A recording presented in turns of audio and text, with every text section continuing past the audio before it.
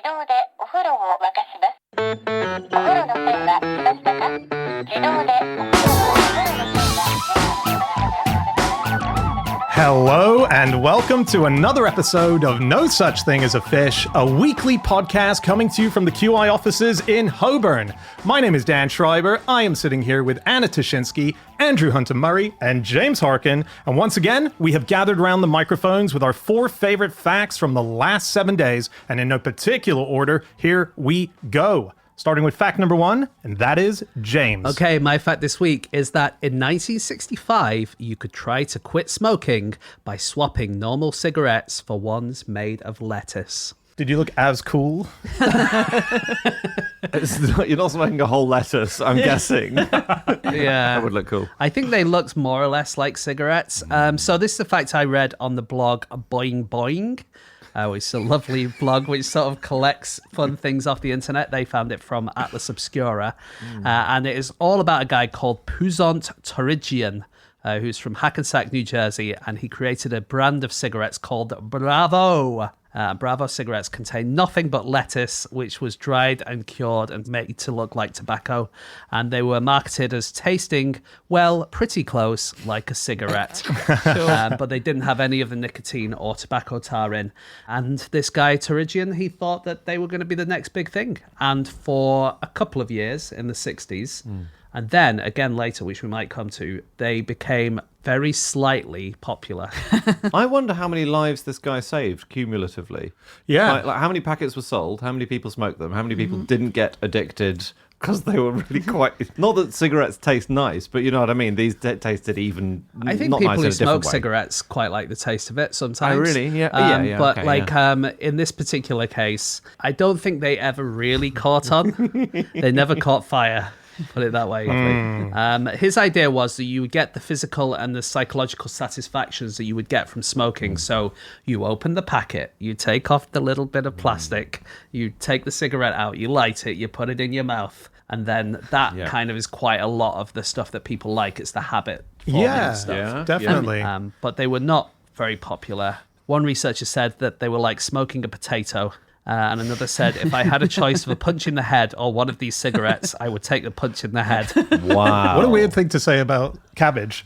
It's like smoking a potato. It's like, no, you've literally got the thing you can compare it to there. It's like smoking a cabbage, actually. Like, well, lettuce. Yeah. Well, I suppose lettuce is more like cabbage than it is like potato. But I think they probably resent being confused with it constantly. I would if I were lettuce. Did you see why he chose lettuce? No. So this guy was working for a cigarette company and someone said, why don't you come up with a new kind of cigarette that people won't get addicted to? And he said that he chose lettuce because it was the first thing he found in his fridge when he opened it. That's quite impulsive because the name Bravo, that came up immediately as well because he told his wife, who was Italian, about the idea. And she said, oh, Puzant, bravo, bravo. And he went, yes, and that's what we'll call it. That could have all happened in one trip to the fridge, I'm guessing. Yeah. He could have invented a type of cigarettes that had eggs in them and they were called, what a fucking stupid idea. Puzant.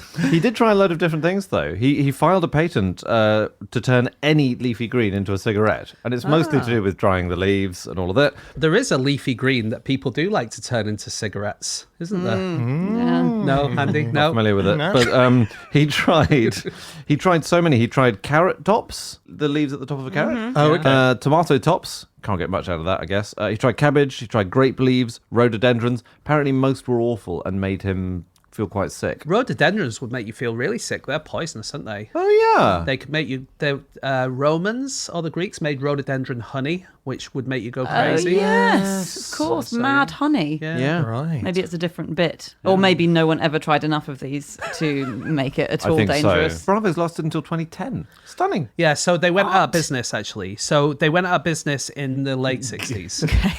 And there was this guy had borrowed some money from a company called General Nutrition. And there was quite a big acrimonious lawsuit because they said, well, you owe us all this money, you've got to give it us back now. And he said, no way, I'll give it back when I can. And they said, well, we'll give us a patent then. And he said, no way. And in the end, everything just closed down because they kind of got stuck.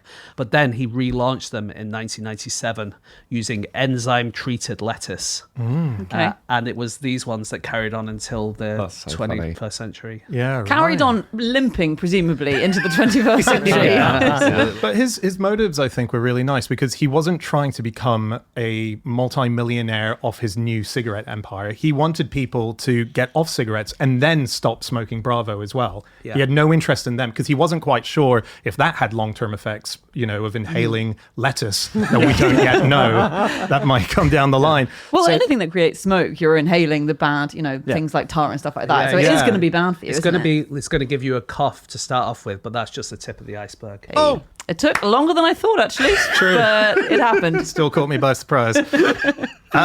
He lived till 99. So Did he? clearly he was doing something right. There we The go. age of or the year of? Yes. good point. Died at age 36 in 1999. Yeah.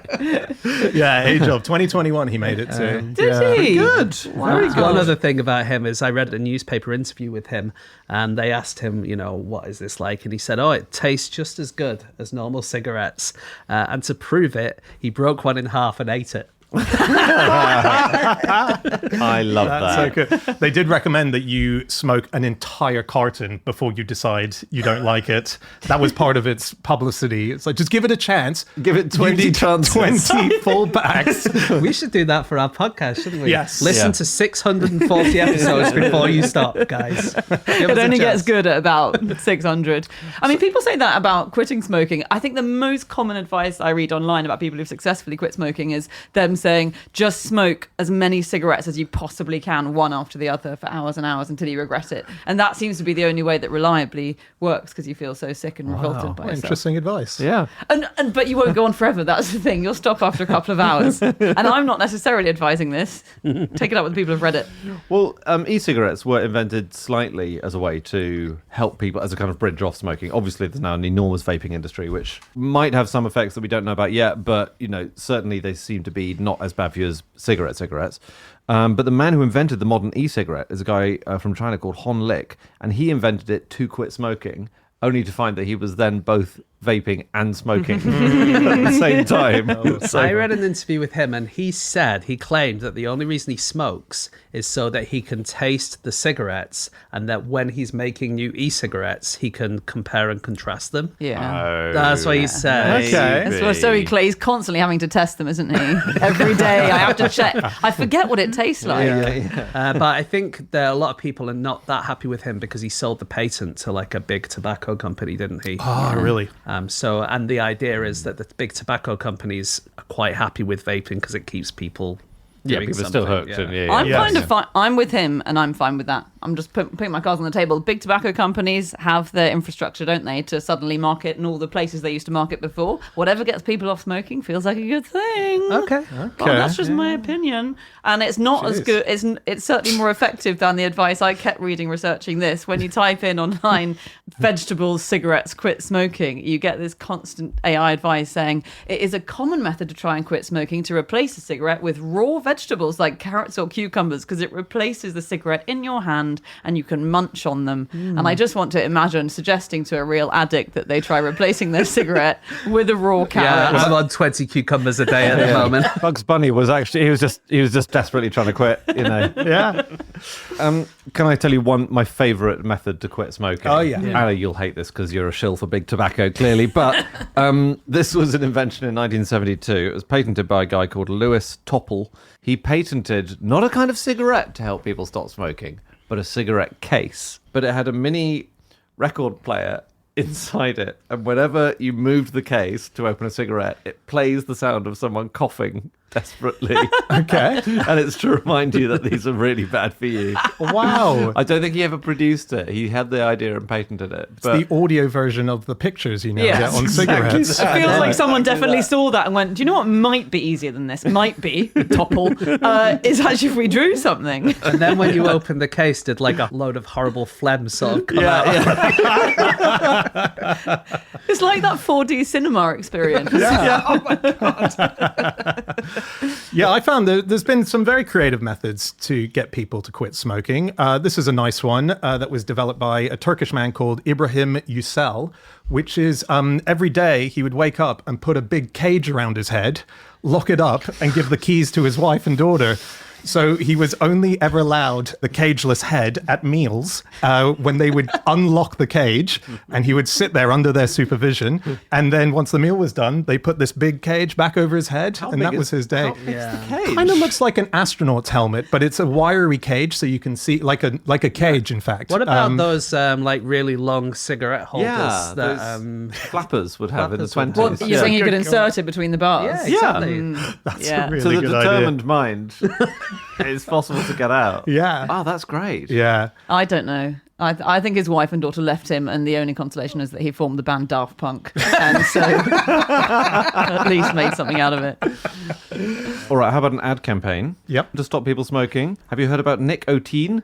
Nicotine. I feel like I have heard of him. Was it in Britain? Yeah, it was. Yeah. It's a campaign. In the 90s, maybe? 1980s. It was Nicotine was the arch enemy of Superman, and there was a campaign to stop children getting into smoking, saying Nicotine is trying to recruit children to his army of smokers. Unclear what this army is going to do.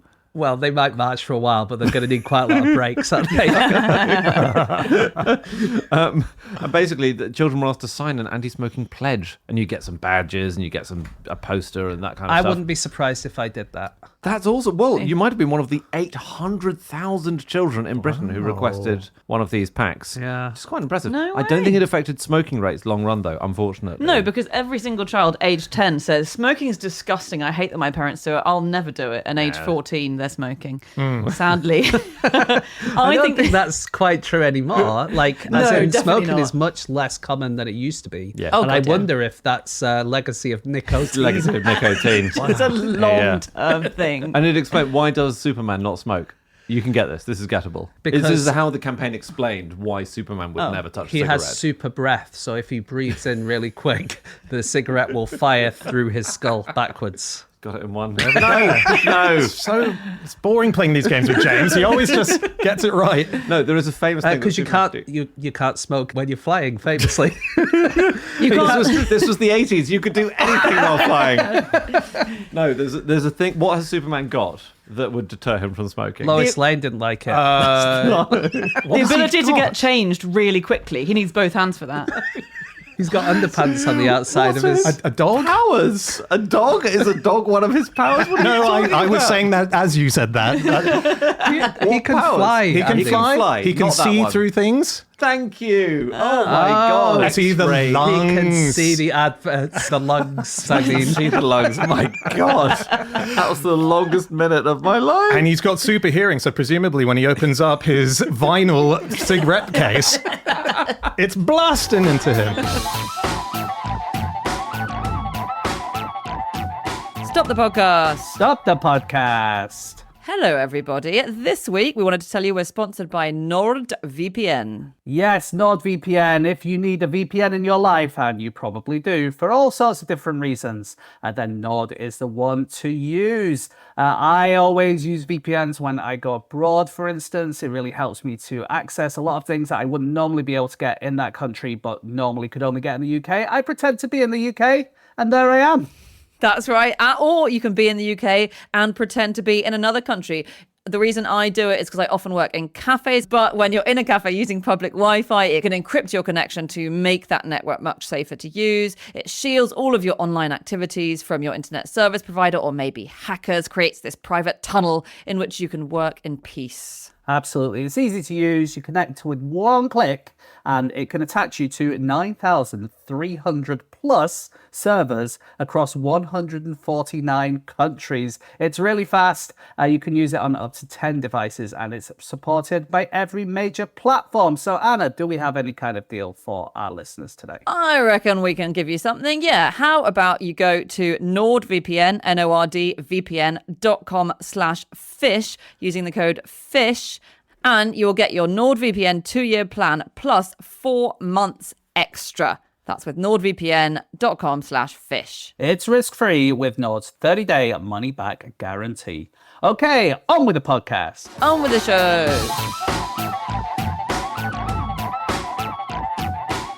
Okay, it is time for fact number 2, and that is Andy. My fact is that the longest traffic jam in history lasted 8 years. Wowzers. Yeah, that's a biggie.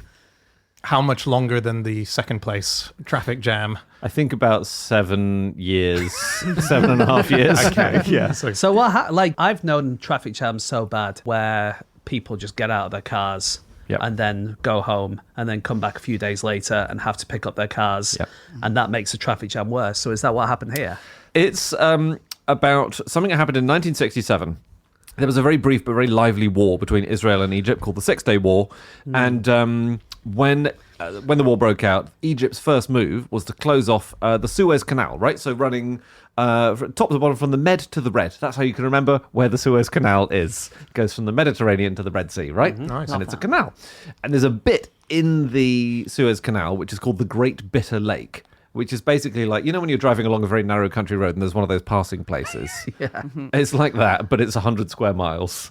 And then basically, so the war broke out, and all the ships that were sailing or halfway through, they got stuck in the Great Bitter Lake. About, I think it's 14 or 15 ships. And there were like hundreds of thousands of explosive devices in the water, and there were bits of bridge, and there were sunken ships. Like, there was no way through.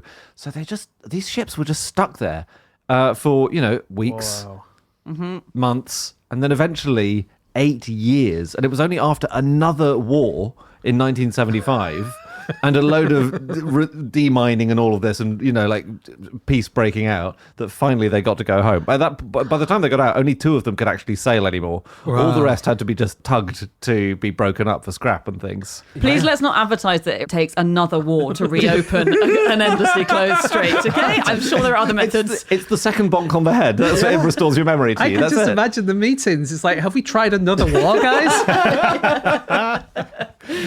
It Yeah. is amazing. It feels crazy. like the mood really took some peaks and troughs, didn't it, along the way? Because all these crews just trapped there. Yeah. And the first month, it was described as a little bit like a holiday. Suddenly, these people are, you don't have to get to work anymore. You're stuck. Yeah. And then the second month, it was really bad. Third month was terrible. And then all the crews of the ships, I think, kind of started getting together. They realized that with teamwork, they could do things like create their own social events, have card games together, have their own mini Olympics. And It's it became really cool. fun again. And it was 8 different nations as well, these boats. It's not like it was one fleet. You had the UK, you had West Germany, Sweden, France, the United States, Poland, Bulgaria. There was more. And they became the Great Bitter Lake Association. They had a swimming pool on one of the boats that they'd go and do races on there. It sounds And the idea incredible. is that all these boats were carrying different cargo. And so they were like, okay, we're hungry. Which of the ships has got the sandwiches? And they were like, okay, well, we'll give you some of our sandwiches and you can have some of our hula hoops. And then the other one's like, well, we've got some orange cordial here. And then between them, they could all have everything they needed. One of the ships had a refrigerated bit because it was transporting food. It was transporting 300 tons of pears and 8 million eggs. Right. And You don't want to be devouring them on the 8th year, do you? just check the date. It's fine. It's fine. Can I want to stop being a fussbot? No, one of the sailors said after a few weeks, I can't bear to see another pear. I think they just ate pears for several weeks. Oh my God. Yeah. We're like, we've run out of cigarettes. It's okay. West Germany's got 20 tons of lettuce. It's like the outbreak of civilization in a way, isn't it? Is it? Barter economy. Oh. Like they've developed their own stamps and they developed their own postal system and all this. These stamps were drawn by the crew. So cool. And they were used as legit stamps, as if they were from a country, which is really cool. I went on eBay and and there are some stamps from the collection of one of the guys who was on the boat. How much? 30 quid a stamp. 30 quid a stamp? I couldn't 30 tell quid? I couldn't tell if it was a collection of 4 or a singular stamp. Well, you'll find out when they arrive. Yeah, exactly. So they sent letters out with the stamps on. Did the envelopes contain letters saying, also, please get us the fuck out of Well, here? so they started rotating after the first Yeah. difficult bit where they were all. It wasn't like the same crews were 8 years old at the Okay. end. They were able to circulate in and out. So you'd go and do like however many months on board ship, and then thankfully Yeah. you'd get a break. And then slowly there will be fewer and fewer people because they realized, actually, we don't need the guy who looks after the eggs anymore because they're just going to go. And like there was many hundreds of people to start. Oh, there was hundreds of people to start off with, and by the end there was like a few dozen people. I think. I mean, why do you need people to be there in large numbers at all to guard the ship? After a while, when it becomes apparent that the ship is just going to fall apart, is it in the hope that you'll be able to maintain the ship? There's some maintenance, you know, because it is a hostile environment with all the sand and all the heat and all of that. Definitely guarding as well, because people will strip those ships. Yeah. I remember I read about this when that big ship got lodged in the Suez Canal a few The years ago. Ever-Given, was the it called? Ever-Given, Such a bad name for a ship. So when that happened, basically all the historians went, "Oh, this has happened before, guys. We can do our little thing." Yes, maybe that's when I read about it, yeah. I'm sure that's when I did. But I was reading back about the Ever-Given. 10% of the world's trade was blocked. Thank God that never happened again with any straits in the Middle East. And people went onto the internet because you can follow all the ships. Like you can do it with airplanes as well and see where all the different ones are going in the world. Well, they looked at where the ship had been, and the week before it had gotten stuck, it had drawn the image of a penis in the Red Sea. Amazing. Like it had done a few sort of like turns back and forward to kind of work out which way it was going to go. Oh, it wasn't deliberate. It wasn't deliberate. Like, a lot of people thought, well, these guys are taking the mickey, aren't they? Like they draw a penis and then they deliberately get stuck. I am always upset on behalf of pilots who draw penises in the sky, sometimes on training exercises, that they always get in real trouble. There's a real sense of humour failing, I think, in the RAF and the Navy over stuff like this. I think unless you're actually firing smoke out of the back of your airplane to make an actual penis in the sky, you should be allowed to do what you want. Yeah. Do you know when the Suez Canal was built? Ooh. Approximately. Early 20th century? Yeah, you're close. I would Mid-19th, I was say gonna say. 7th century BC. Okay. So this is the Canal of the Pharaohs, also called the Ancient Suez Canal. And we're not sure exactly when it was first cut, but it was probably by Necho II around 600 BC. And then it was redug or maybe completed by Darius the Great in around 500 BC. All the way? It went all the way. So that was navigable by smaller boats, obviously. Like the Suez Canal could send big tankers through, but this one was just like little boats. That's amazing. Yeah, that is. 1869, the actual big Suez Canal. Yeah. Gosh. And it was built mostly by the French, who were having a lot of time in North Africa around then. And the idea was, this is quite a famous story again, but everyone was ready to go through. It was this opening of the Suez Canal. Someone was going to cut the ribbon and all the ships were going to go through. But because it's a canal, you can only really get one ship at a time. So there's a French yacht called L'Aigle, which means the eagle, which is right at the front. And at dawn, that's going to go. But at the same time, there was a British commander, George Nares, who was in command of HMS Newport, who wasn't very happy about being at the back of the queue. So when it went dark at night, he kind of sneaked his boat right down to the front, put it in front of this French yacht. And then everyone's like, Sacre bleu! What is going to happen here? But because he's in the front and it's a canal, no one can overtake him. So he managed to go through first. And he got an official reprimand by the British Navy, but then was secretly celebrated and promoted to captain. Yeah. For queue jumping? That's a hanging offence in Britain. I'm shocked. Good. That's amazing. Can that happen in any other sport? The Formula One, could the guy at the back just slowly, hey, creep to the front? Wow. Traffic. Sorry, before we go into traffic, can I just say one thing about the Strait of Hormuz? Which is kind of similar to this in many ways. In that it's a very strategic bit of water and is sometimes closed. We don't know where the name Hormuz comes from.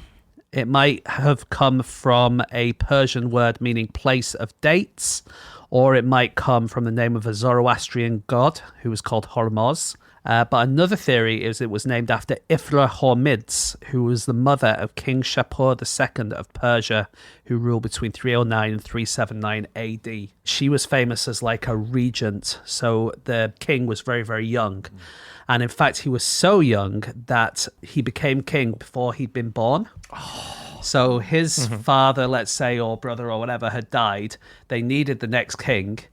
they knew he was hopefully going to be born at some stage. Assumed they were guessing it was going to be a he, because in those days you weren't sure if it was going to be a he or a she.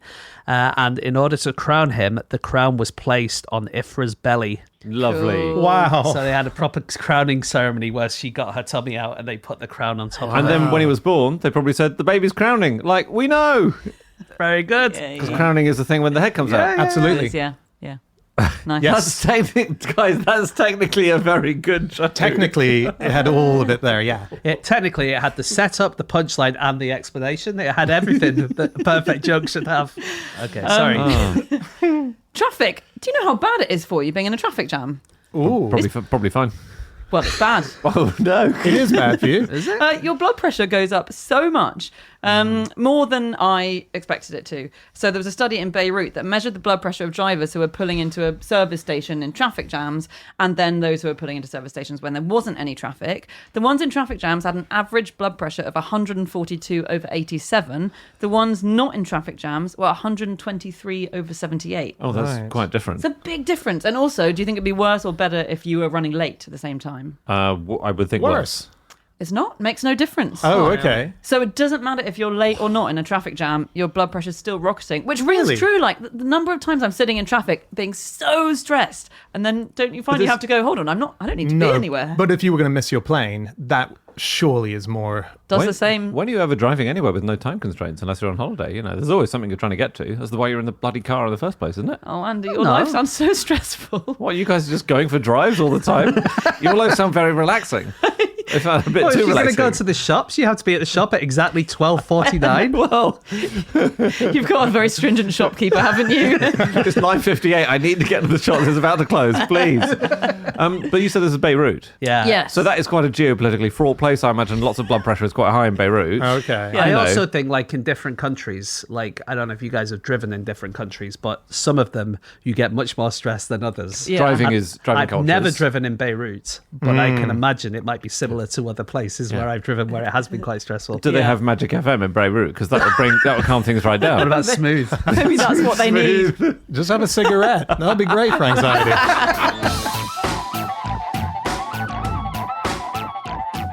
Okay, it is time for fact number 3, and that is my fact. My fact this week is that in 1953, a town called Neversink was sunk. Lovely. This is a amazing little place, Neversink, because it's very important for New York City in particular.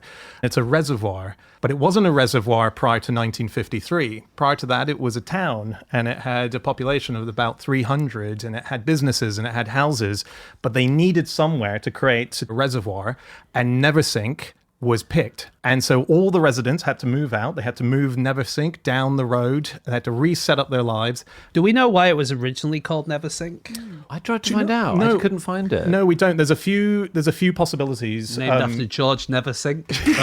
Exactly. No, I'm not quite sure. And also it wasn't the only place that was flooded. The other place that was flooded at the same time was a place called Bittersweet. And bittersweet, we do have a slight idea of how that could have been named. It was a plant that grew in abundance, and Yeah, bittersweet's a type of plant. yeah, and so they think it might be that, but we don't know. There is a Neversink River.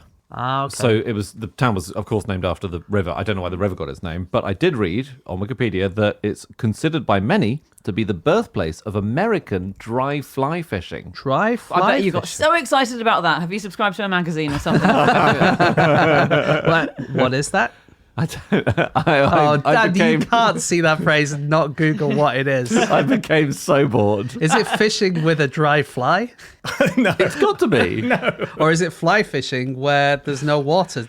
Oh, maybe you're catching flying fish, so you're just there with a net rather than you catch them as they leap out. Or is it like fly fishing where you don't drink alcohol? Oh my God, Yeah. I'm going to look it up, all right? yes. Oh my Or God, when this no is one's what- allowed to make jokes throughout the day of fishing. Not a problem for me. All fishing with Andy is dry fishing. Right, here you are, You're you really monsters. looking it up. Okay. Dry fly fishing is an angling technique where you have an artificial fly which floats on the surface of the water and doesn't sink. Oh, Okay. So Okay. that's So we're all glad we aren't, aren't we? Thank God. Oh, we couldn't leave that hanging. That No, would be we awful. couldn't. that's a really good point. And Much so- like the fishing rods in dry fly fishing. So a little fly is just Not on as easy as it looks, Anna. I know. Because you've got to reel them in. Okay, go on, Dan. Oh, Sorry, I'm just trying to get my head around it. You put a fake fly on the surface of the water and the fish comes to eat it. yes. Yeah, it's like fly fishing. I just didn't know they ate flies. They do eat flies, fish. Do they? But also your fly, it's called a fly, but it might not necessarily look like a fly. It might look like a little fish. Yeah. Now it makes sense. New York reservoirs Oh, yeah. is what we were talking about. Absolutely. So that's my link. And I don't know if this was the same reservoir, the Ashokan, and I might have mispronounced that. Ashokan. That'll be it. There we go. But this is the reservoir which supplies about 40% of the drinking water in New York that was dug between 1909 and 1914. And one of the interesting things about digging reservoirs and, sinking all these towns is that you also sink the cemeteries and the graveyards, and you have to relocate all the bodies. Oh, yes. And I just looked this up because I was like, what do they do with all the bodies? And you do have to dig them up, partly out of respect, but also because, if you can You've guess, got drinking water. you're drinking the water. So you just don't want it full of corpses. And aqua ghosts. One of those Terrifying. swimming ghosts, yeah.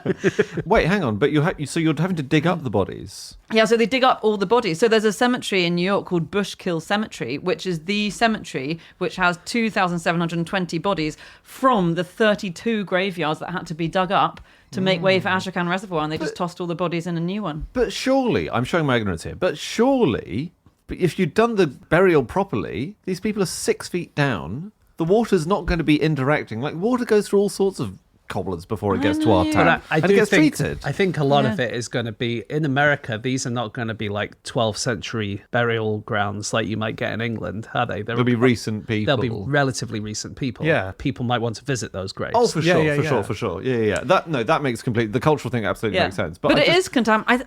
Yeah, I know. I agree. Maybe some coffins are more leaky than others. Also, do you remember my sister had a house where she lived next to a graveyard, Yeah. and my other sister wouldn't eat the potatoes that she grew in her garden because she thought there might be dead bodies in there. Yeah, I think people are a bit icky about that kind of thing. Yeah. Because when you're making a reservoir, you can't put a tarpaulin down, can you? Because it's such a huge area. It would not be practical. They don't sell them They don't anywhere. sell them Not that big. Yeah. Yeah. Sweet. I'm mentioning moving graveyards. There's a fantastic airport, Savannah Airport, which is in Georgia, and they needed to expand and have more runway, but it ran into the farmland and family house of a family called the Dotsons, and the Dotsons had graveyards of some of the family members that were buried there. And so they did a deal where they sold it, but they kept two of the Dotsons still buried there. Oh, yeah. And so there's a runway where, as you're going over, it's runway 10 in Savannah Airport. There's not a bump on the ground. There aren't two lumps on the ground. I think there are, aren't there? There's two tombstones laid flat down that you go over as you're they're like feels to like the a right hazard. of the plane. That feels like a hazard. It's done the safety stuff, guys. Of course they have. It's for clickbait. Don't worry about the planes. The nearest one of these to where I grew up is Ladybower Reservoir Yes. in the Peak District. And there was a village called Derwent Village, and I've driven past this a million times.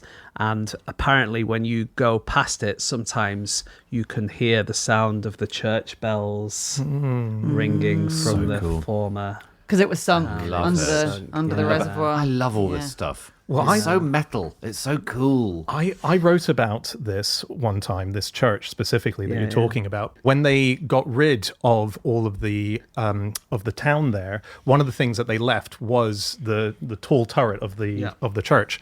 So a mutual friend of ours, David Bramwell, also lived very close to that, and he remembers that when there was a drought, the water goes down and the church spire, you can see it, right? And he remembers seeing it as a kid.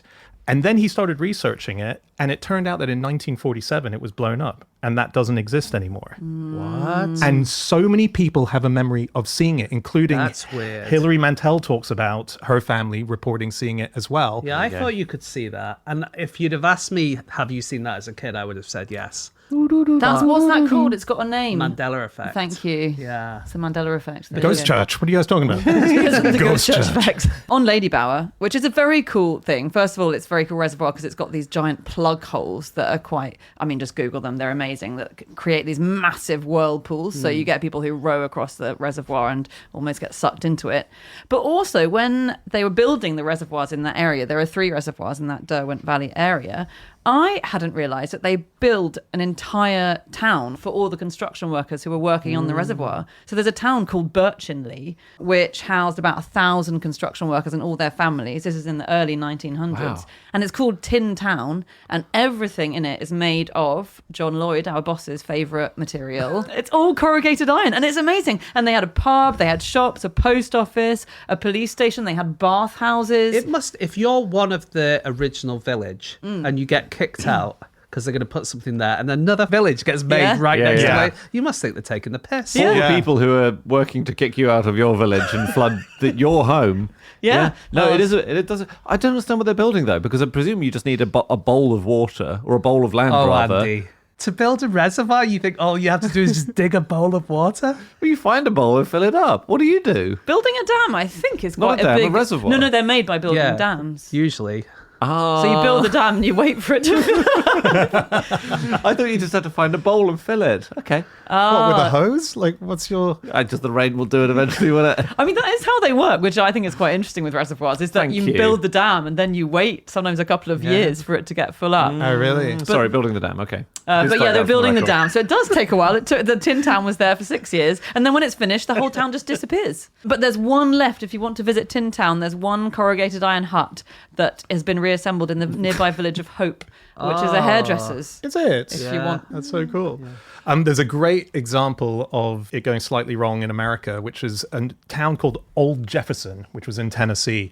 So they had this exact same thing. They had a lake that they wanted to expand so that it could act as a water supply. And this little town was sitting on the edge of the lake. So they all had to get out of there. And then the whole town was bulldozered down. They allowed for it to flood. But what they didn't realize was that there was a lot of underground caves in the area, and the water simply disappeared into that. Lovely, lovely. And the town just stayed the same, just So bulldozered and nothing there. That's very fair. Yeah. It does, 'cause this happens sometimes. So there was a Spanish town called Granadilla, and it was evacuated in the 1960s because the government was going to flood the town. And it took 10 years to move everyone out. You know, they were given lots of notice, and all 1,000 people living there moved out. It's an amazingly beautiful town. It's from the 9th century. So it was a big decision to flood that because, you know, it's very old and all that. And the water was finally allowed into this massive new floodplain.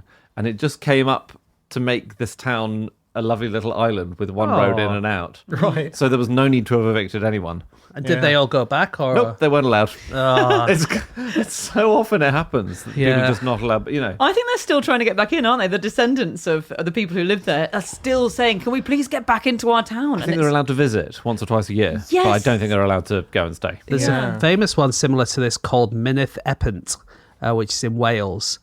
And they kicked out everyone from this little village because they wanted to make a military training area during World War II. And still now you'll occasionally see people spray paint on the walls, remember Epent, because it was such a big deal in Welsh history. And the really sad thing about this is that they thought it was going to be temporary. These people left the keys in the door because they thought they would come back one day. They continued to plough the fields because they thought they'd be able to come back, but they never were. And then there was one guy called Thomas Morgan who returned to his house every single day to light his fire as sort of a symbol of we will be back one day. really? And so the army blew his house up Oh. and said, you're not coming back. Oh, my goodness. Can I ask a quick question about that? Yeah. I return to my house every day, but I don't leave the keys in the door. I take the keys with me. Yeah, but you live in a less trusting environment. I see, of course. If I lived in Wales, that's what they all do when they know they're coming back somewhere. You don't have leave the keys in the door. What's the point of a key except to open the door? Well, So you may imagine as well if- keep them together. Like, Yeah. how often do you lose your keys? It's a lot. I should start Okay. leaving them in the now door. imagine you've left your house, you've gone away for like 5 years, and then they go, okay, you can go back now. Oh, fuck, where's the keys? Yeah. Such a good point. If you've left them in the door, fine. What You do always do? know. I mean, the best thing to do is to leave the keys in the door and then just build a small metal cage around the keys, which you can then open with a lock. You know, Very for good. safety. Yeah. Yeah. But this happens a lot. Tyneham in Dorset was requisitioned for military training, and that was a war thing. And the last person left a notice on the church door saying, "Please treat the church and houses with care. We shall return one day." And the army have just bombed Blew it up. bombed the Yeah. heck out of it since then. Well, in Wales, there's another one that was called Capel Celyn. And Capel Celyn was... Is that how you say it? Capelkellen. I think it's Yeah, Capelkellen. Capelkellen. And this was a town. Just Indian people live there, is it? You pronounce it like Donald Trump pronouncing any foreign word. I'll give it another run in. Capelkellen. There was a great town, superb town. There's a town in Wales called Capelkellen, and Capelkellen was a town that was flooded, and the people who lived there only found this out 5 days before Christmas. Not 5 days after it happened. They are slow to pick up on things in the It Welsh. has been very wet lately, but this is insane. This is ridiculous. They found out 5 days before Christmas while reading the Liverpool Daily Post. It was in a newspaper that their town was going to be flooded, and it was flooded so that they could provide water for Liverpool. So it was a cross-border reason, and they were fuming, and this became a huge thing, and there were huge protests, and they would go to Liverpool, but Liverpool felt like they'd bailed this area of Wales out quite a lot, and so they were really aggressive towards the Welsh people who were over there. Look, this is a controversial point to make, but I think we should drown loads more places. Oh, yeah? Well, Where? Love it. Come on, go on. if the government would like my place at a reasonable rate, have it. I don't care. We'll need it. We'll need more water. You know, there are going to be more periods where there's much less rain. You need better water supply. And Britain hasn't built a reservoir since 1992. It's insane. Yeah. People keep trying, but they just do a bowl of water and just nothing happens.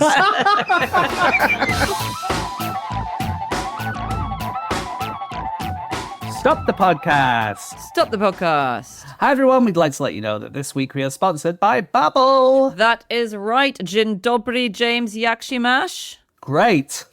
Ah, yes. Where James and I have gone wrong is we are learning different language to one another on Babbel. But Babbel is the place where you can learn a new language. It's such a brilliant tool to use. It makes it so much easier than anywhere else you're going to go to learn languages.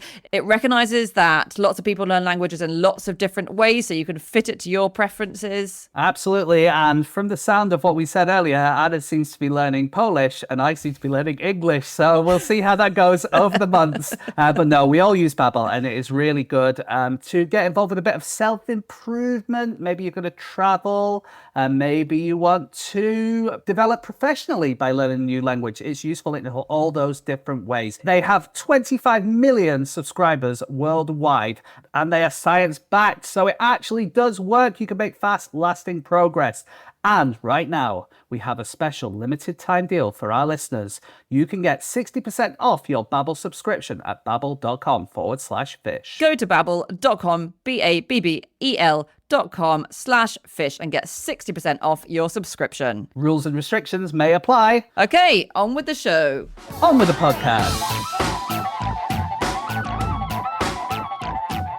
Okay, it is time for our final fact of the show, and that is Anna. My fact this week is that in Europe, it is illegal for sunscreen to be tested on animals. In America, it is illegal for it not to be tested on animals. What? Okay. Does that mean that any sunscreen that's sold in Europe can't be sold in America and vice versa? Or is this just when you're creating it? I think it can't be sold there. Certainly Wow. under European law, it couldn't be sold there. It's like any sunscreen Crikey. or any ingredients in sunscreen or any fully made sunscreen cannot be made or sold there if it's been tested on animals. And in the US, the regulations say sunscreen, or sun cream, as we call it, is an over-the-counter drug, so it counts as a drug there. So the rules are much more stringent. Drugs usually need to be tested on animals, not always, but basically I was reading the FDA site, Food and Drugs Administration site, and it does specify, it's trying to basically say we don't do that much testing on animals. So it says we don't require sun cream to be tested on large animal species like dogs or primates, and we try to minimize testing on rodents. And What's left? You rub it on a fly? well, they specifically say they minimize testing in rodents. They don't stop it testing in rodents. They just say we don't demand 6-month toxicity studies, which I think probably means that they don't rub it on rodents and then leave them for 6 months and then test if it's caused damage. So they still test it on, basically the website was a very long-winded way of saying we test these on rodents and we have to. Whereas in the EU in 2013, the sale and marketing of all cosmetics, sunscreen included, and their ingredients was banned. Now there's lots of grey areas. There's this bizarre thing. Those pink areas. There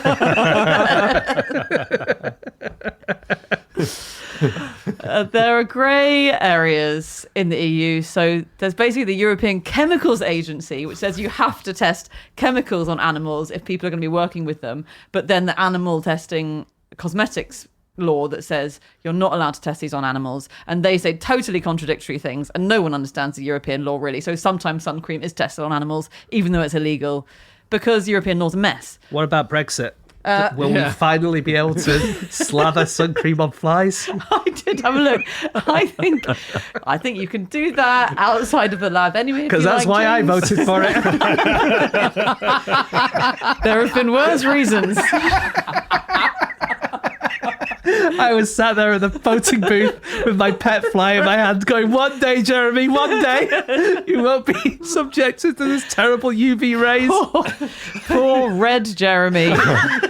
UK is basically in line with EU law on this, I'm afraid, James. So it was all for nothing for you.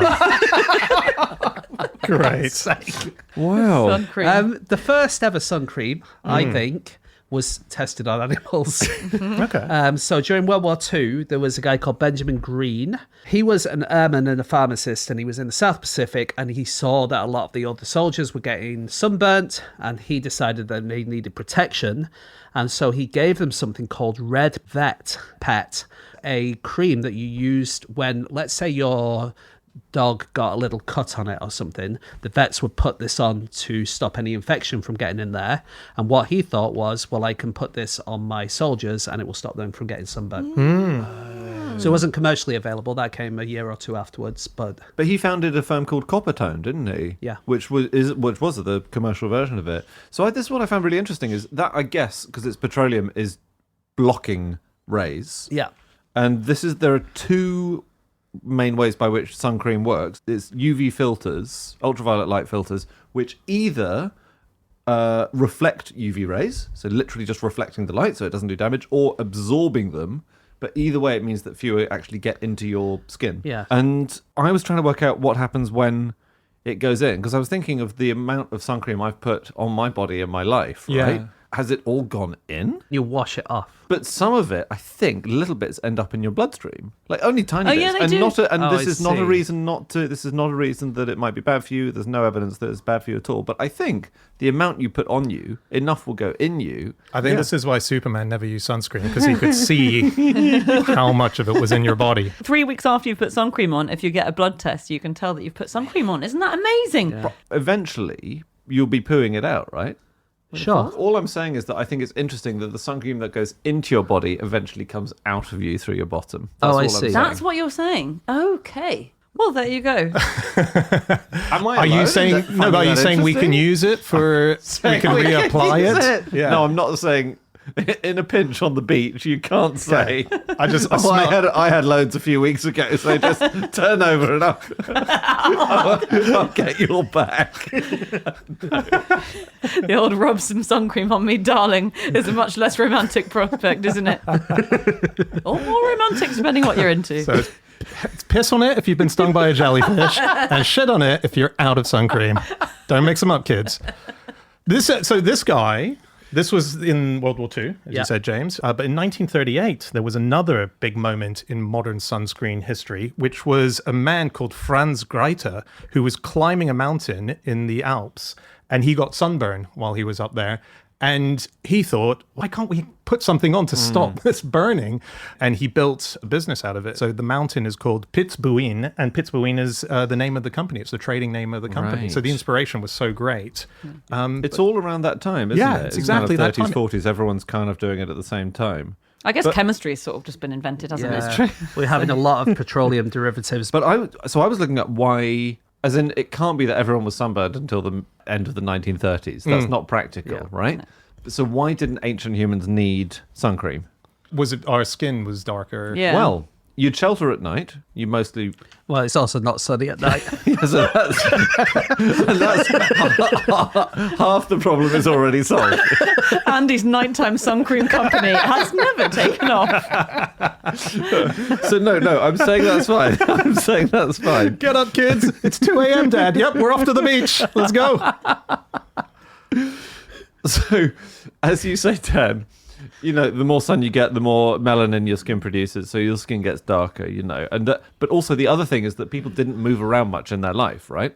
Right. Wherever you lived, your skin would acclimatize to roughly the sun intensity. I And it would see. become the color that can cope with that So better. you wouldn't get people whose genetics is related to Northern Europe moving to Australia, which Exactly. is obviously a big problem. Exactly, and that is the basic problem. Is just people are much more mobile now, and you can easily get, in a couple of hours, you can get to a place which has a completely different sun profile for the skin that you have had, and that where your ancestors have been living for 100,000 years. Also, everyone died at the age of 20, so it wasn't a problem. But and people probably looked very, very wrinkly when they were younger because there was a lot more sun intensity. But you know around. what? I did read a study which suggests that sun cream might have been what made humans survive when Neanderthals didn't. Right. For instance.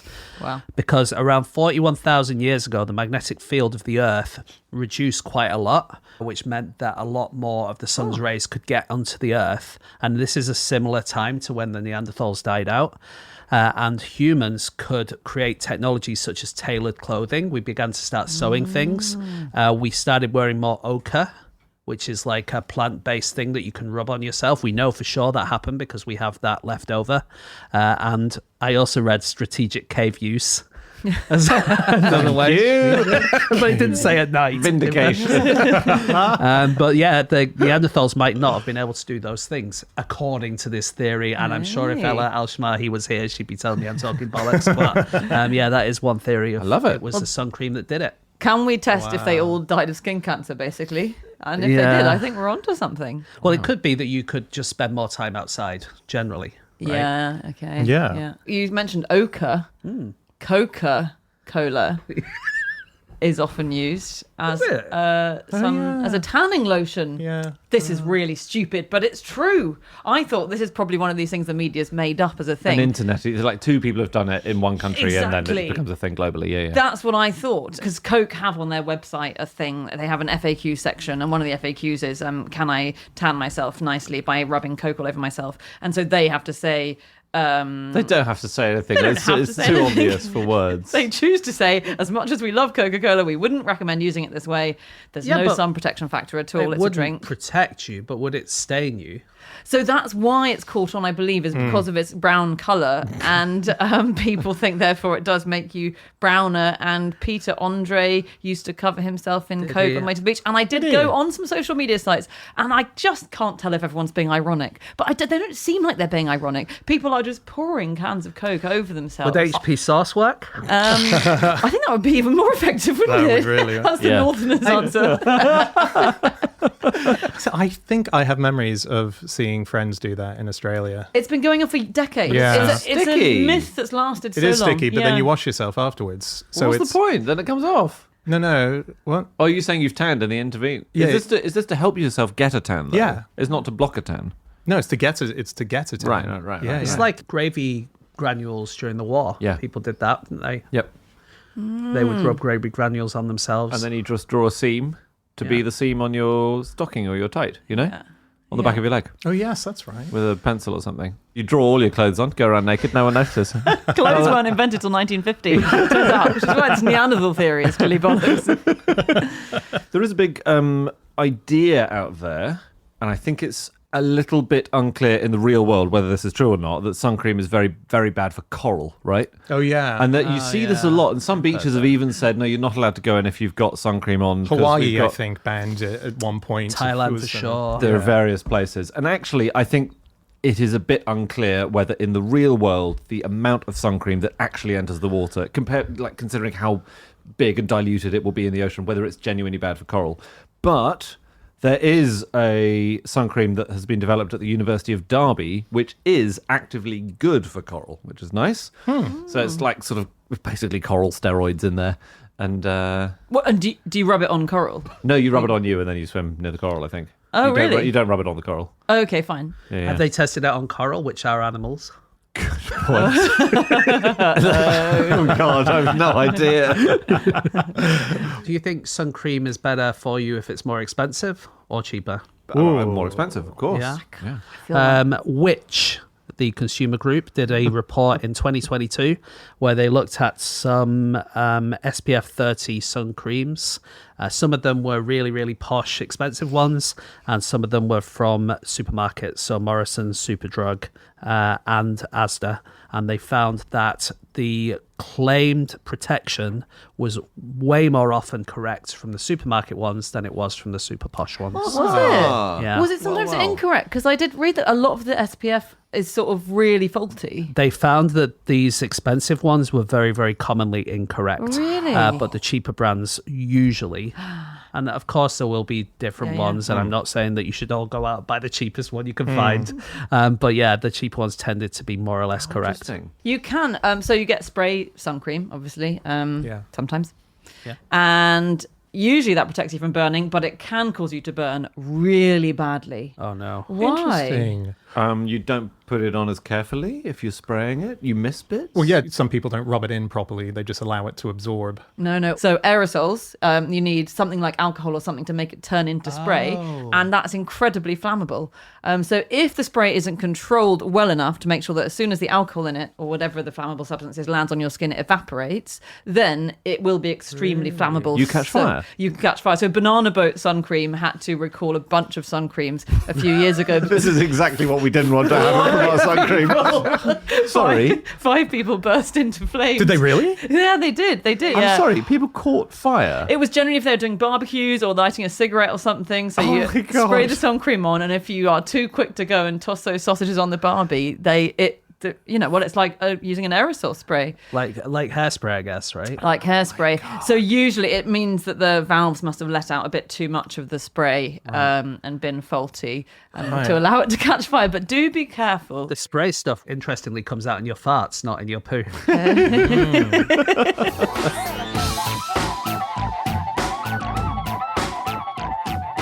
Okay, that's it. That is all of our facts. Thank you very much for listening. If you'd like to get in contact with any of us about the things that we have said over the course of this podcast, we can all be found on our online accounts. I'm on @Schreiberland on Instagram. James? My Instagram is no such thing as James Harkin. Andy? Mine is @AndrewHunterM. Yep. And if you want to get to us generally as a group, Anna? Instagram is @NoSuchThing, or you can email podcast@qi.com. Yeah, podcast@qi.com. Remember that email address, because if you have any facts that you would love us to talk about, you can send them in there and we will cherry pick the best of those and bring them to our bonus Monday show, which is called Little Fish. Or if you did hear something on this show or any other show that you thought, hey, I know something more about that, or I've had Any other one of our shows. Oh, yeah. It has to be specifically a No Such Thing as a Fish show. We will accept a few others off menu. We will talk about them. We really love talking about My Dad Wrote a Porno. Send those in as well. But largely, if it could be about us, that would be great. Andy will go through the emails. He will pick them out for Drop Us a Line, our secret bonus show, which hides in the world of Club Fish. That is a place that you will find on patreon.com/clubfish. There are so many fun things there. We have video versions of Drop Us a Line. We have extra long episodes of the things that you've just heard. There's tons to check out. There's 3 different tiers. Have a look now. But otherwise, come back next week. Thanks as ever, of course, to the wider fish team, Leying Lee, Ethan, Ruparelia, and the other great fish busters who help make this show exist. And we will be back again. We'll see you then. Goodbye.